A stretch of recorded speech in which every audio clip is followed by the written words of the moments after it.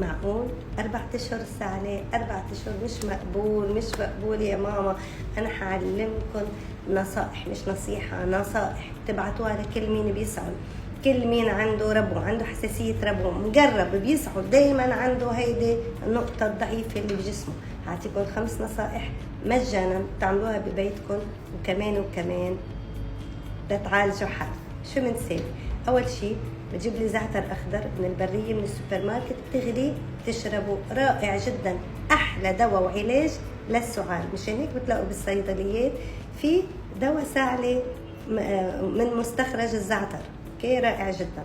بجيب لي عسل، ملعقه عسل صغيره، كل ما تدور عليك السعلة حط لي هالمرتبين حدك، اشرب ملعقه صغيره، رائع جدا، هيدا زيرو سايد افكت.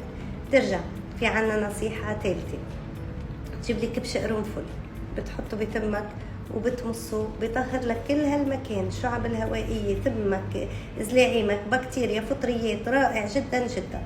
بنرجع في عنا بعدين بخدر هيدي الحساسيه اللي عندك اياها اللي على طول عم تسعد، بخدرها. مشان هيك اطباء الاسنان بتلاقوا لما بحطوا لكم دواء بسنكم طعمته كبش قرنفل صحيح.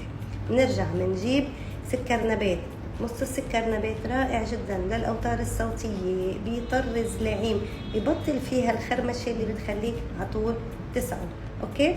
وفي عنا كمان فينا نستخدم الزنجبيل رائع جدا. اذا بتشوفوا الزنجبيل شكله مثل الروايه من جوا، كتير منيح بالطب الصيني. عنا الزنجبيل هو سوبر ستار. نقوا شو بدكم، حطوه كلهم مع بعضهم، فيكم تعملوا كونوا احرار، شو بتحبوا شو ما بتحبوا، ولكن شوي شوي بتصيروا بتحبوا.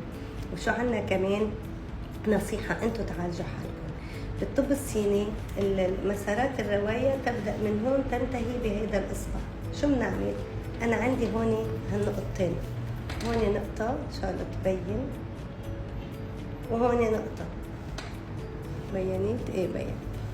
بنجيب ستيك وبنعمل فيه برم حتلاقوها بتوجعكم، ما تشدوا كتير وتوجعوا حالكم كتير بعدين تقولوا لي توجعنا، شوي لروح الوجع.